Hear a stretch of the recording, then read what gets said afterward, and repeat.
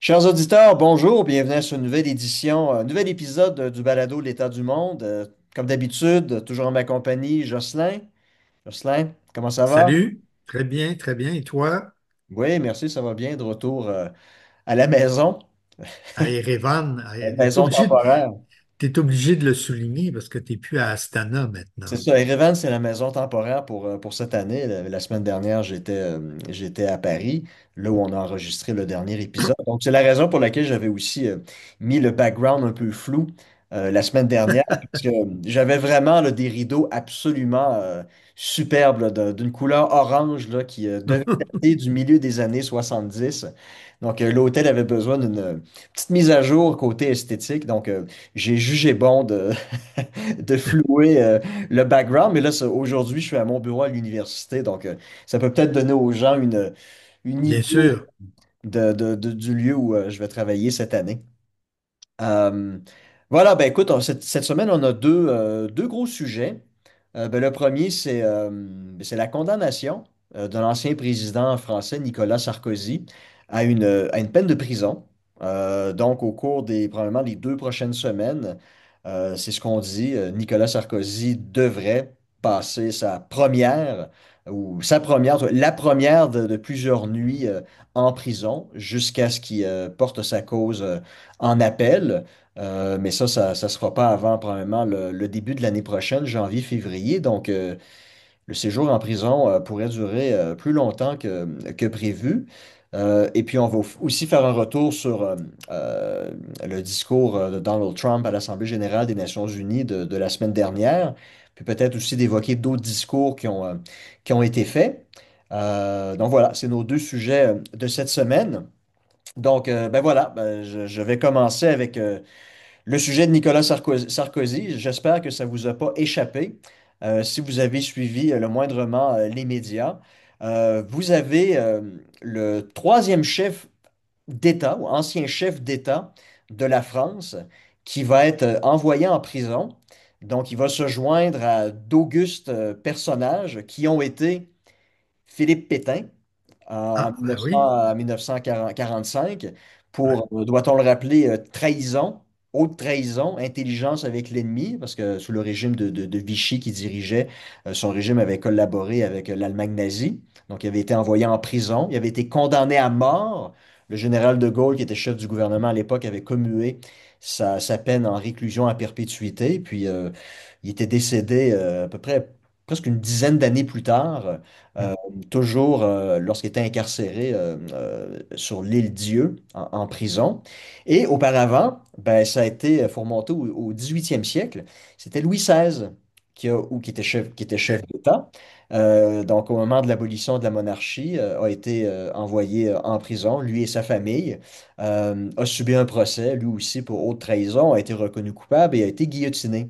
Donc, Nicolas Sarkozy ben, fait partie maintenant du trio des anciens J- chefs d'État français qui ont été ou qui vont être emprisonnés. J'avais envie de te dire, les peines s'adoucissent de siècle en siècle. Euh, Il y aura pas de guillotine cette fois-ci. il y aura pas de guillotine, non, physique. La guillotine est symbolique, par contre, Oui, parce que même à l'âge de 70 ans, je pense que sa carrière politique était derrière lui. Mais si, il entrevoyait la possibilité un jour peut-être de se représenter à des élections, je pense que symboliquement, sa carrière politique est passée à la guillotine. ouais, Il va traîner littéralement un casier judiciaire là, derrière ouais. lui jusqu'à la fin de ses jours. Mais ce qui est particulier, c'est, ben, vous l'avez remarqué, Louis XVI, Philippe Pétain, ben, ils ont été emprisonnés pour des crimes graves, haute trahison Ouais. ou intelligence avec l'ennemi. Tandis que dans le cas de Nicolas Sarkozy, écoute, c'est vraiment particulier parce que le procès, bon, il faisait face à un procès pour financement illégal de sa campagne électorale. Donc, la thèse de l'accusation, c'était que Kadhafi, l'ancien dictateur libyen, aurait versé de l'argent à Nicolas Sarkozy, qui aurait eu enrichissement personnel, qui aurait utilisé une partie de cet argent-là pour financer illégalement ses campagnes électorales. Alors ça, c'est une cause qui a été rendue publique juste avant le premier tour de l'élection présidentielle de 2007. 2007 qui a perdu face à François Hollande. Et l'histoire est sortie par Mediapart, qui est un média français assez connu, mais très identifié à la gauche politique, dont son directeur est Edoui Plenel. Donc, ils ont sorti un document alléguant qu'il y avait effectivement eu détournement de fonds, corruption, enrichissement personnel, financement illégal de la campagne de Nicolas Sarkozy. Et c'est ça qui a enclenché un long processus d'enquête qui est venu, qui a connu son dénouement il y a quelques jours avec la condamnation de Nicolas Sarkozy. Mais ce qu'il faut dire, c'est que la juge, dans son jugement, elle affirme que il n'y a aucune preuve à l'effet qu'il y a eu enrichissement personnel. Il n'y a aucune preuve à l'effet que Nicolas Sarkozy a financé illégalement sa formation politique. Et le fameux document que Mediapart a sorti juste avant le premier tour en 2007, la juge le dit très clairement, c'est un faux. C'est un faux document. OK. Donc, il a été innocenté sur ces chefs d'accusation-là, mais le seul chef d'accusation pour lequel il a été reconnu coupable, c'est pour association de malfaiteurs. Ça, là, dans le système juridique français, habituellement, association de malfaiteurs, c'est pour du grand banditisme. C'est des Ouais. braqueurs de banque, des gens comme Jacques Messrine ou des terroristes qui Mhm. collaborent ensemble pour commettre un attentat terroriste. Donc, il a été reconnu coupable d'association de malfaiteurs. Et encore une fois, pas sur la base de preuves, mais la juge dit ça sur la base de la possibilité qui est envisagée, lui et ses proches, la possibilité de faire du financement illégal et d'en tirer un bénéfice personnel. Ouais. Or, elle affirme très bien dans son jugement que cette hypothèse-là n'est en fait absolument pas prouvée. Et donc, c'est la raison pour laquelle Nicolas Sarkozy est en beau fusil et beaucoup de gens aussi de son camp politique, des républicains, de la droite politique, ont vraiment émis des commentaires à l'effet que dans quel genre de système juridique est-ce que la France se trouve si on envoie des gens en prison sur des possibilités que peut-être ils vont penser un jour à faire quelque chose de croche. Là, je veux dire, on est en train là, de condamner la pensée, la réflexion des individus plutôt que les condamner pour des crimes concrets Mhm. qu'ils ont pu commettre. Et là, Et ben, peut-être qu'elle se souvient, et tu connais certainement cette histoire, du roi Henri II en Angleterre, qui était en opposition avec Thomas Becket, son archevêque, et qui aurait dit comme ça tout haut, qui va un jour se débarrasser de cet évêque? voilà. Et certains de des gens de son entourage auraient dit, ah tiens, on va rendre service à notre roi et on va aller tuer Thomas Becket. Donc, le roi a jamais ordonné qu'on qu'on tue Thomas Becket. Alors, peut-être que Sarkozy a jamais dit à un tel et un tel, parce qu'il y a d'autres personnes qui ont été condamnées Oui, c'est cette ça. semaine, Non, hein? deux de ses proches, Claude Guéant, qui était son chef de cabinet, puis Brice Hortefeux, qui était un de Voilà. ses ministres. Puis je reviendrai sur le truc de Brice Hortefeux, mais je te Ben, laisse. alors, peut-être que Sarkozy a dit, ouais, qui est-ce qui pourrait bien financer ma campagne électorale? Et les deux autres ont dit, ah ben, On a, on a quelqu'un dans le viseur. c'est ça, mais le truc, c'est Brice Hortefeux qui a été reconnu coupable, qui lui aussi va faire de la prison, a raconté dans une entrevue que j'ai écoutée ce matin à un poste de télévision en France, il a raconté la fois où il est allé en Libye pour supposément rencontrer Kadhafi. Puis il dit, OK. j'ai pas rencontré Kadhafi lui-même. Donc, j'étais en déplacement en Libye pour raison d'État. Donc, il y avait un grand banquet, un dîner qui avait été organisé comme c'est de mise pour des rencontres à haut niveau comme ça. Et puis, à la fin du banquet, il y a un proche de Kadhafi qui m'a dit, écoute, il y a tel individu qui aimerait discuter avec toi. Et ça, c'était le numéro 2 du régime. C'était OK. le chef des services secrets. Et puis Brice Hortefeux, bon, ben, il s'est assis avec l'individu. Il y avait des traducteurs qui étaient présents. Et puis, ils ont discuté, traduction incluse, pendant au maximum une quarantaine de minutes, où ils ont discuté du problème d'immigration illégale de l'Afrique du Nord vers la France, puis comment Ouais. ça pourrait être réglé. Et ça a été, il dit, ça a été la seule fois que je me suis rendu en Libye, et ça a été là, la seule nature des discussions que j'ai eues avec des représentants du gouvernement libyen. On n'a Mhm. jamais parlé de financement de la campagne électorale ou quoi que ce soit. Ça a été une rencontre comme ça qui a duré que quelques minutes avec le numéro 2 du régime libyen. Donc, et encore une fois, la juge n'est pas en mesure de faire de démontrer, d'affirmer qu'elle a la moindre preuve qui soutiendrait là, les dires de l'accusation. Donc, c'est la situation dans laquelle la France, Nicolas Sarkozy, se trouve. Puis là, ben, vous avez l'exécution dans le même cas que Marine Provis- Le Pen, l'exécution provisoire. Provisoire? L'exécution provisoire. Donc, il va faire appel, mais il est d'ores et déjà reconnu coupable, considéré comme Ouais. étant coupable.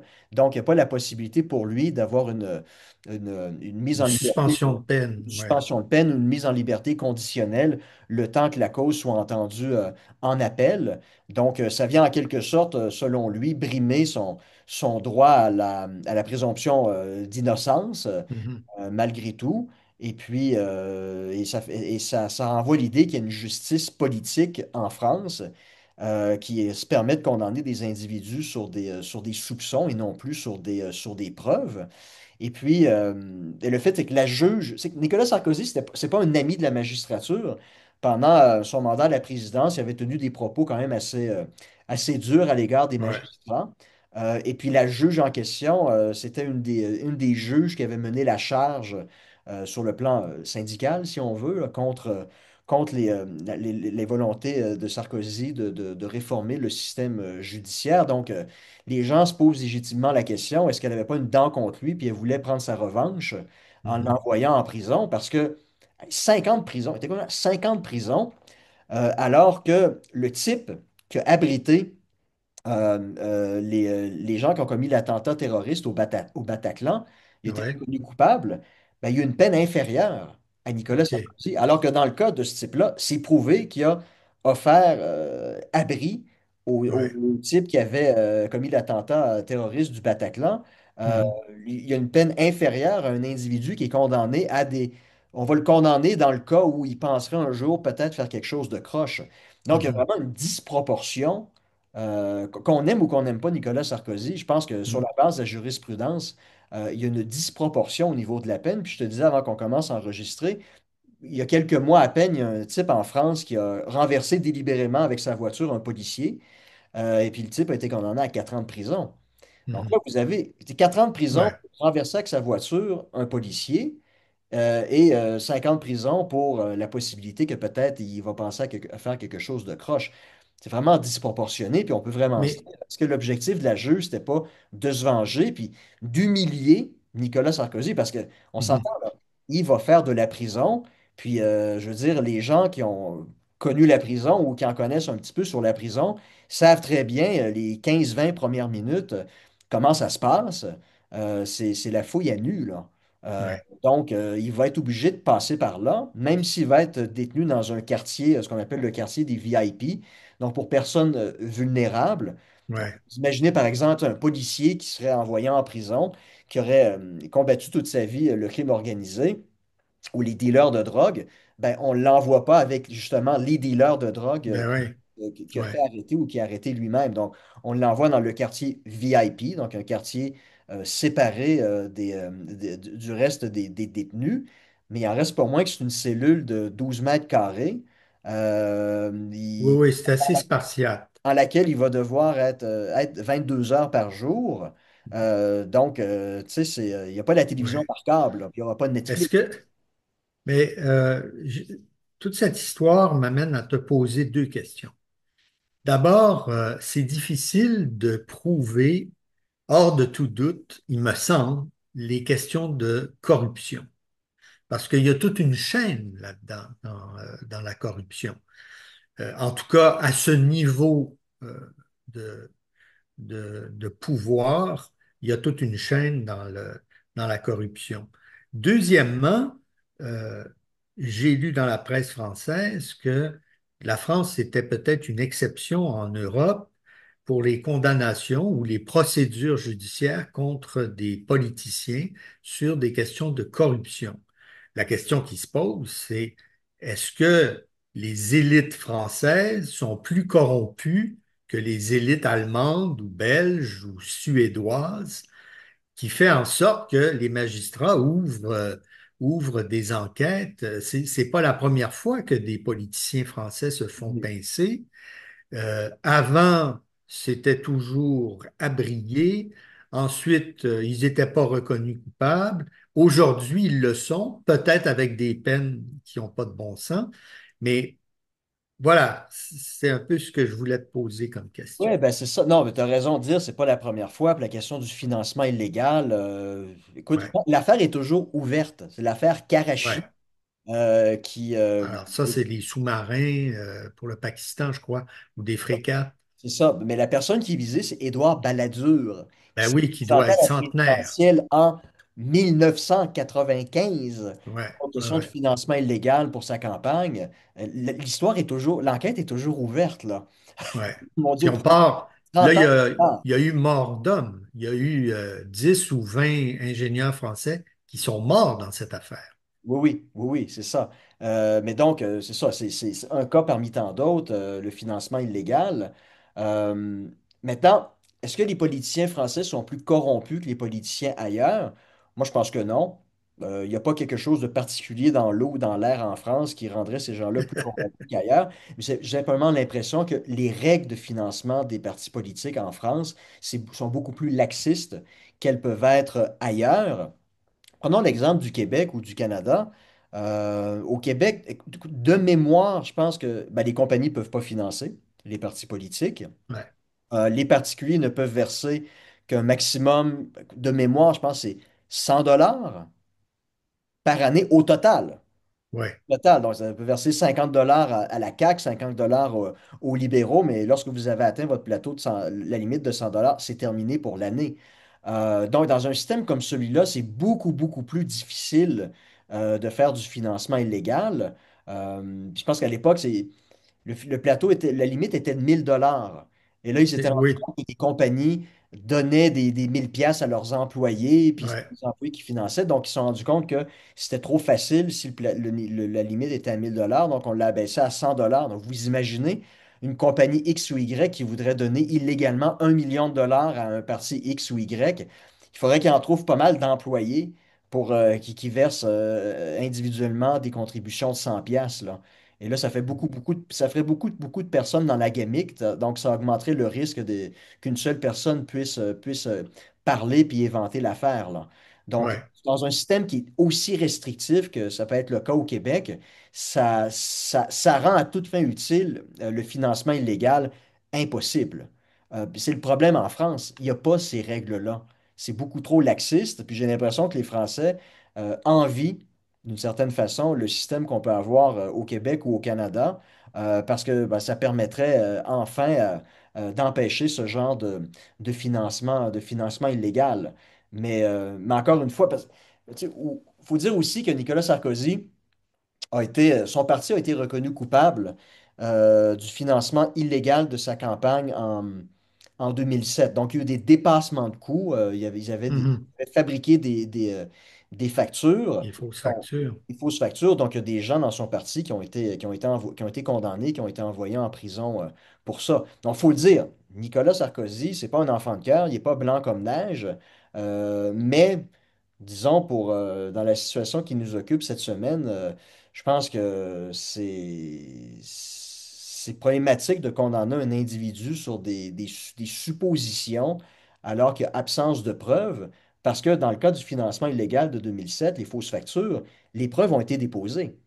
Et les Mhm. individus ont parlé, ont reconnu la faute qui était volontaire. Donc, dans ce cas-ci, il y avait véritablement matière à condamner les gens en question. Dans le cas qui nous occupe, les gens, Ouais, je pense, peuvent légitimement se poser la question si ce n'est pas une décision politique faite pour humilier Nicolas Sarkozy. Et puis là, maintenant, ben, la France nage dans un climat de, où il y a comment dire, entre la sphère politique et la sphère du juridique, il y a maintenant un climat de suspicion, parce que vous vous souvenez, on en avait discuté le printemps dernier. Marine Le Pen a aussi été condamnée, elle et son parti, pour Mhm. détournement de fonds publics. Donc, c'est l'histoire là, des emplois fictifs au Parlement européen. Elle a été reconnue coupable pour ça, puis vous vous en souviendrez. Les preuves étaient quand même accablantes dans son Oui, cas. Les gens dans son propre parti ont même avoué que, ben oui, on, on a détourné les fonds du voilà. Parlement européen. Donc, je pense que les preuves étaient quand même assez solides, mais Marine Le Pen et les gens de son parti ont dit, voilà, c'est les juges, c'est une décision politique et exécution provisoire qui fait en sorte que même si elle va porter sa cause en appel, tant aussi longtemps qu'elle ne sera pas innocentée, elle ne peut pas se présenter à aucune Mhm. élection, dont l'élection présidentielle qui se dessine lentement mais sûrement à l'horizon au printemps 2027. Elle ne pourra pas se présenter. Donc, vous voyez, c'est une justice politique. On essaie de censurer la candidate qui a clairement le plus de chances d'arriver en tête au premier tour. Pour le deuxième tour, bon, ça, c'est une question qui est plus complexe. Ouais, Donc, on ouais. essaie vraiment Ouais. de disqualifier des individus de la possibilité de pouvoir se présenter à des élections. Et là, vous avez le cas Sarkozy qui, lui, bon, c'est un cas différent à mon avis parce que les preuves ne sont pas là. Mais là, vous avez au sein de la droite, et de la droite plus extrême, vous avez, ma foi, près de 50% maintenant de la population française, des électeurs de ces partis-là, qui se disent on ne peut plus faire confiance à la justice. Parce que la Mhm. justice est devenue politique. Puis pourquoi c'est toujours les gens de notre gang, les gens de la droite, qui se font Mhm. cibler par les tribunaux, alors que c'est jamais les gens de la gauche ou de la gauche radicale comme la France insoumise, ou lorsqu'ils sont accusés, comme François Bayrou, pour des emplois fictifs au Parlement européen, eux, c'est case close assez rapidement, puis ils sont innocentés. Eux, ils ne subissent jamais les conséquences de leurs actes, alors qu'on soupçonne fort bien qu'il y a probablement des machinations Ben similaires oui, tous de les leur partis le font. de Ouais, leur part aussi, là. Donc, pourquoi est-ce ouais. que c'est toujours les gens de notre gang qui se font sanctionner et c'est jamais les gens de la gauche? Est-ce que ça veut dire que les tribunaux ont été noyautés par la gauche et que maintenant, les tribunaux, les juges, les magistrats de gauche sont en train de jouer un jeu politique et sortent clairement de leur mandat qui devrait être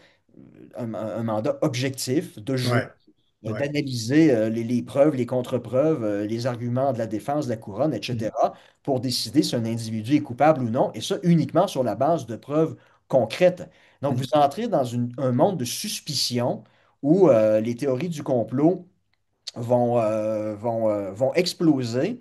Tout à Et fait. ça, c'est Ouais. extrêmement dommageable pour un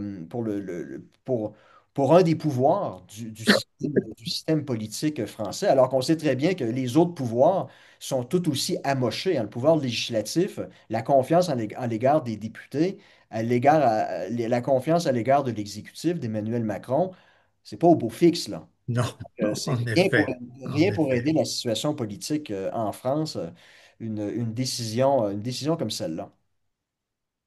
Voilà, mon cher.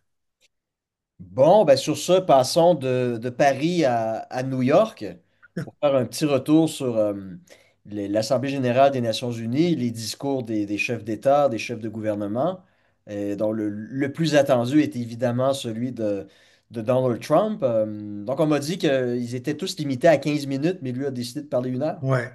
Ah ben, c'est pas la première fois, évidemment, qu'un chef d'État dépasserait la limite, parce qu'il faut bien comprendre que dans l'Assemblée générale des Nations unies, il y a 193 pays, et donc il faut répartir le temps entre 193 délégations, chefs de gouvernement, ambassadeurs, etc.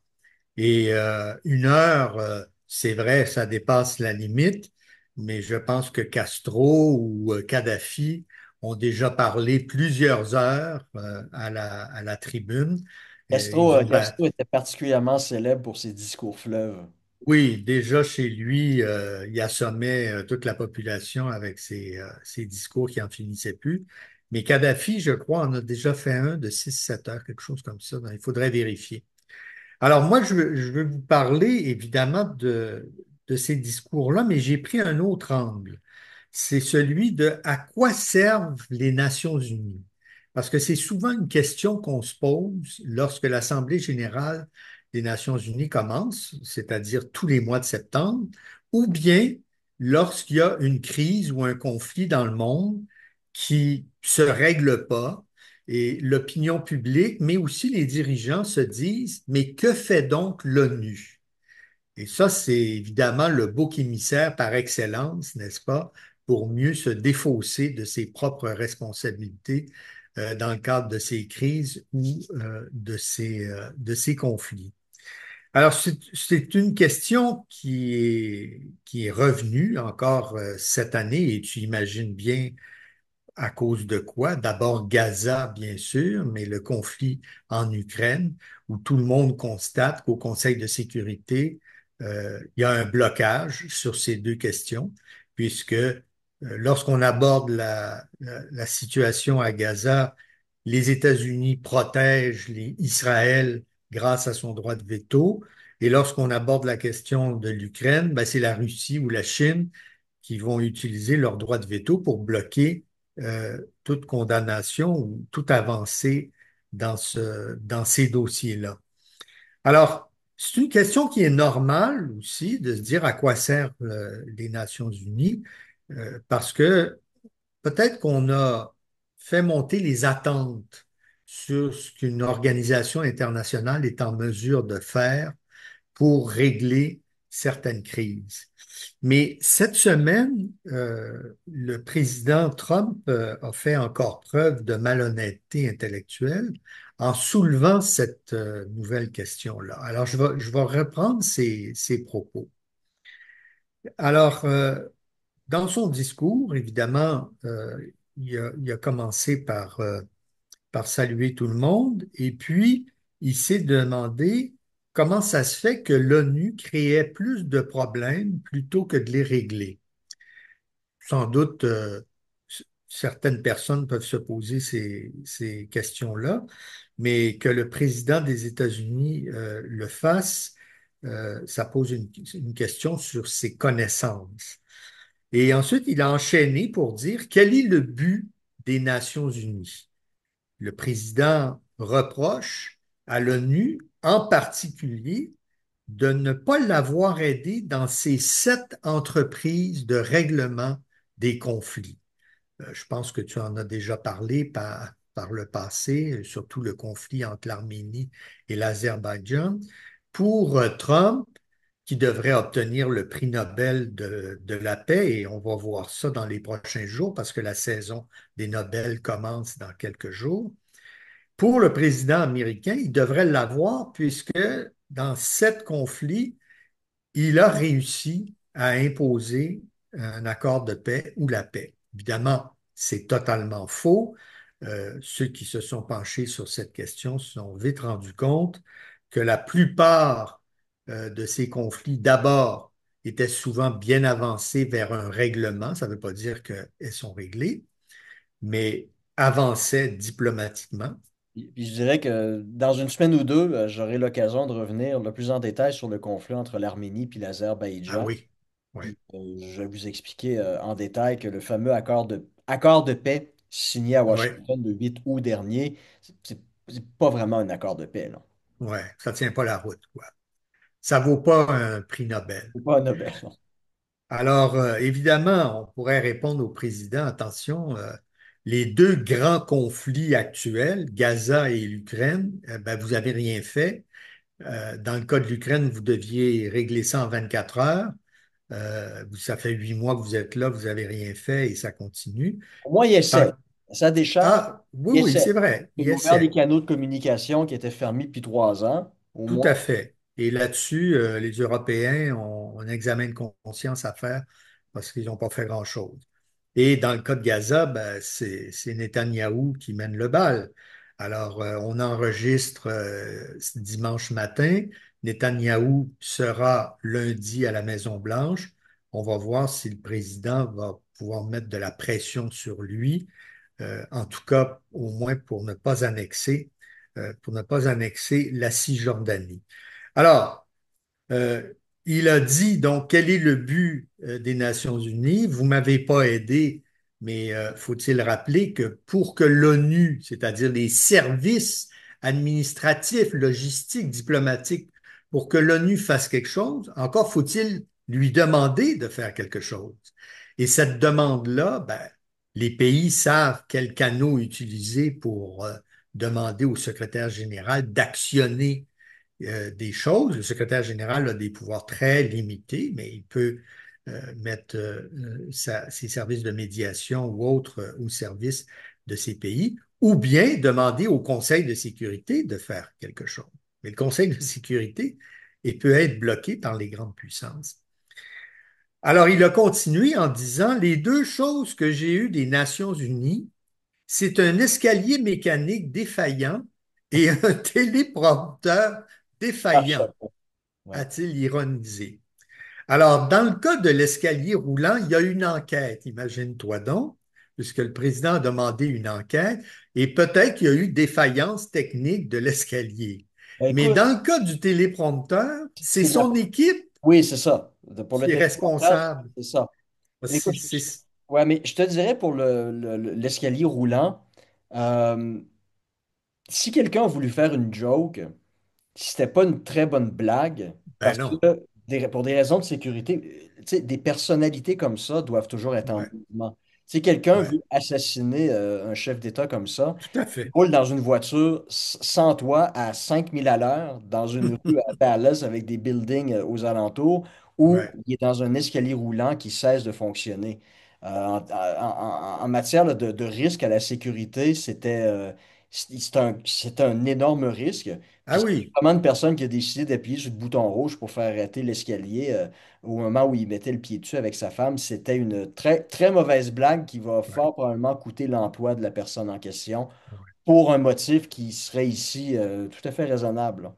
Maintenant, est-ce qu'on peut actionner de loin un escalier mobile ou bien c'est sur le côté de l'escalier mobile où il y a des boutons et tu peux presser ces boutons-là? Cela dit, ça pose la question à quoi servent les Nations unies?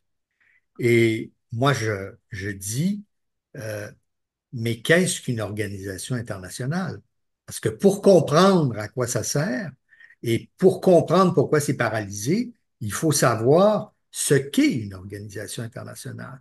Et le nom même de l'Organisation des Nations Unies souligne qu'elle n'existe pas en tant qu'acteur indépendant des États, mais qu'elle est l'expression de leur volonté de coopérer. Donc, l'organisation, elle est créée par les États. C'est un instrument au service de leur diplomatie. Donc, c'est pas un acteur indépendant. Le secrétaire général ne peut pas, de son propre chef, prendre le téléphone et dire j'ai besoin de 20 000 hommes pour déployer en Haïti ou au Mali ou ailleurs. Il doit nécessairement passer par les États. Et le secrétaire général, ce n'est que le premier fonctionnaire de l'organisation. Et on dit souvent aux Nations unies, est-ce qu'on veut un secrétaire ou un général? Il y en a qui se sont pris pour des généraux et qui ont mal fini. Ouais, des écrasements d'avions, hein? Ben, Dag Hammarskjöld, évidemment, le deuxième secrétaire général de l'ONU, est mort dans une tragédie aérienne au-dessus du Congo en 1960-61. Alors, est-ce que c'était un sabotage? Est-ce que c'était dû aux intempéries au moment même où il traversait une zone de très forte turbulence? En tout cas, c'était certainement le secrétaire général le plus actif de son histoire.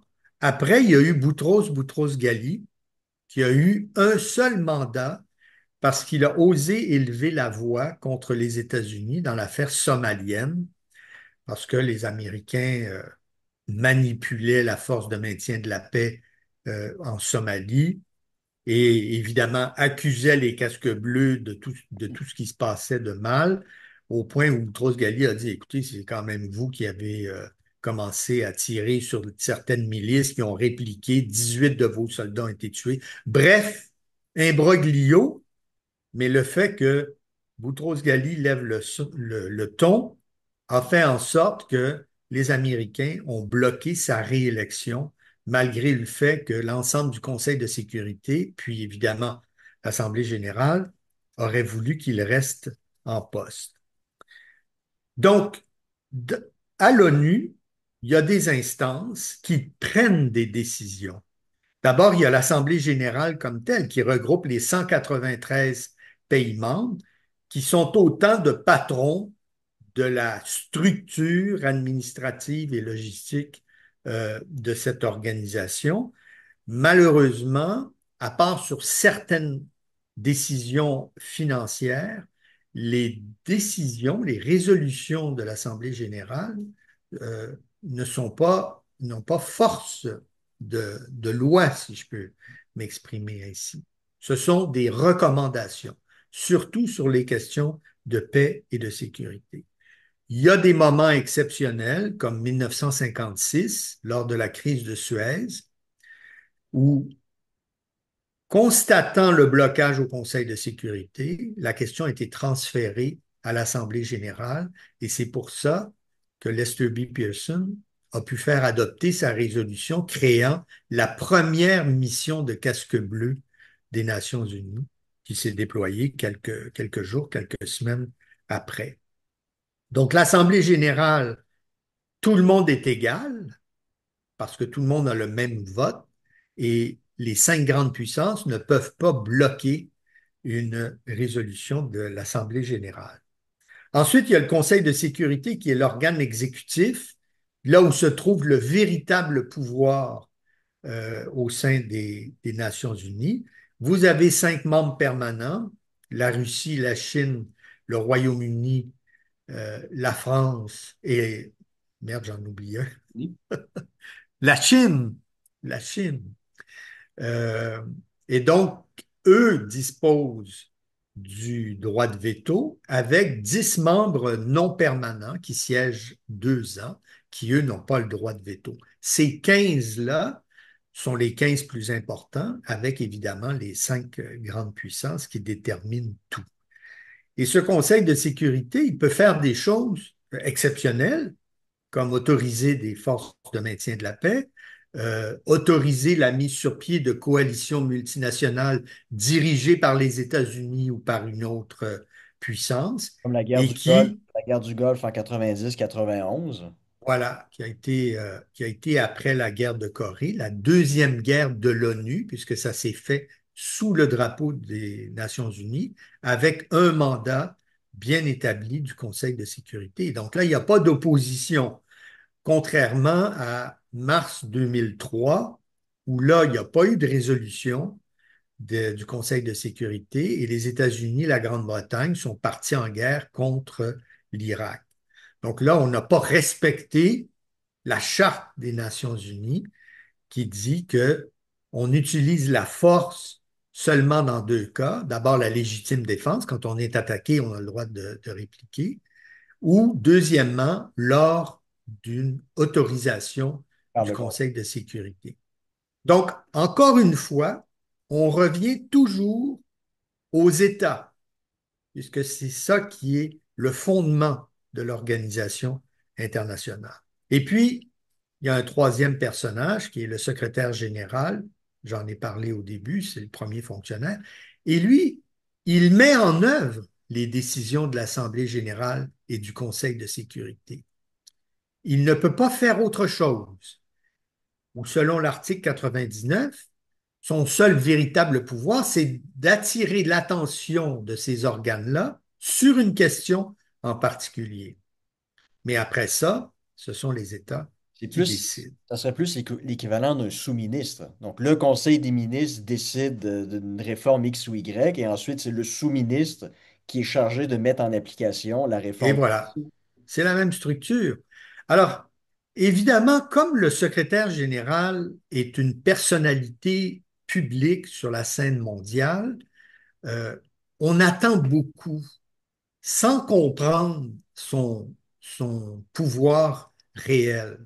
Alors, il demande, il dénonce, il suggère à travers des conférences de presse et donc attire l'attention des médias qui, ne comprenant pas ce qui se passe dans une organisation internationale, présente le secrétaire général comme un acteur clé dans dans une crise ou dans un conflit, alors qu'il n'est qu'un porteur de ballon.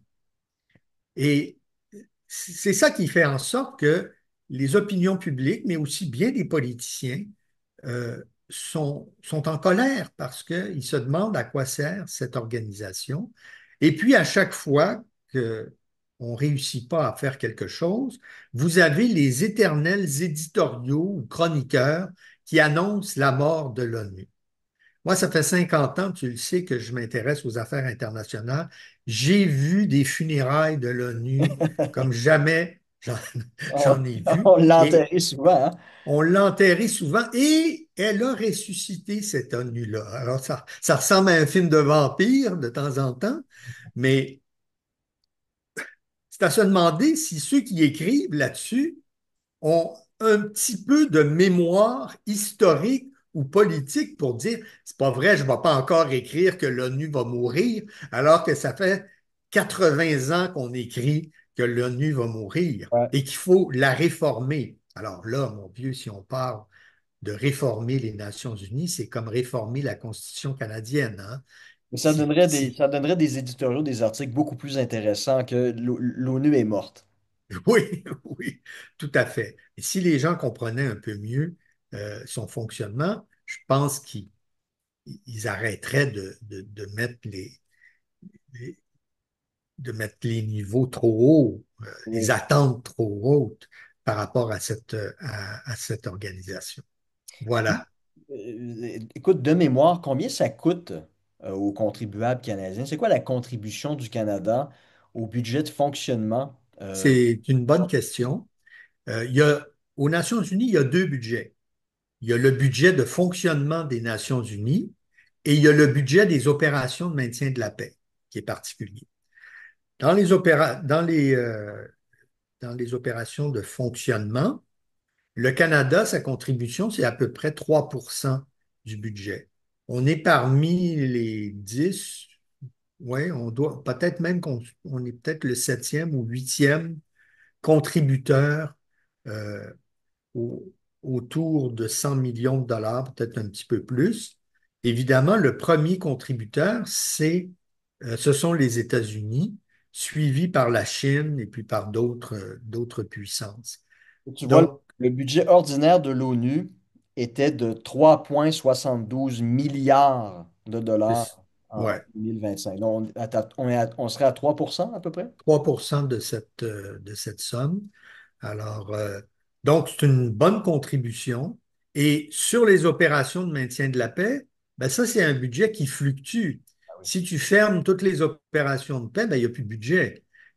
Si tu en laisses 5-6 d'ouvertes, en ce moment, il doit en avoir peut-être 8 ou 9 encore en opération. Il y en a certaines qui vont fermer, comme l'opération de maintien de la paix dans le sud du Liban devrait cesser ses activités à la fin 2026. En même temps, tu as une force multinationale de policiers qui a été déployée à Haïti, mais qui est sur un autre budget. En tout cas, chaque pays doit contribuer. Évidemment, il y en a qui s'amusent à retenir leur contribution. En particulier, les États-Unis le font régulièrement lorsqu'ils veulent faire pression sur les Nations Unies. Ça, c'est Mais, historiquement, c'est tant républicain que démocrate. ah oui, tout à fait. Mais euh, ça coûte rien, les Nations Unies, finalement. 4 milliards d'opérations quotidiennes, plus à peu près 3 milliards pour les opérations de maintien de la paix, alors que les États-Unis ont un budget de 1 000 milliards de dollars pour les forces armées américaines. Donc, quand on dit qu'on ne veut pas trouver l'argent, on est de mauvaise foi, parce que c'est pas possible. Ouais, non, c'est pas tant d'argent que ça. Surtout que le Canada, cette année, on se dirige vers un déficit de 100 milliards, qui, Voilà, que représente quelques... un 300-400 millions de financement de l'ONU, hein. Voilà. Bon, ben, écoutez, ben, ça sera tout pour cette semaine. Puis, ben, ça sera un plaisir de vous revoir la semaine prochaine. Puis d'ici là, ben, écoutez, parlez du podcast à vos amis, partagez-le sur les réseaux sociaux, c'est toujours bon pour l'algorithme. Puis, écoutez, ben, sur ça, on se dit au revoir et à la semaine prochaine.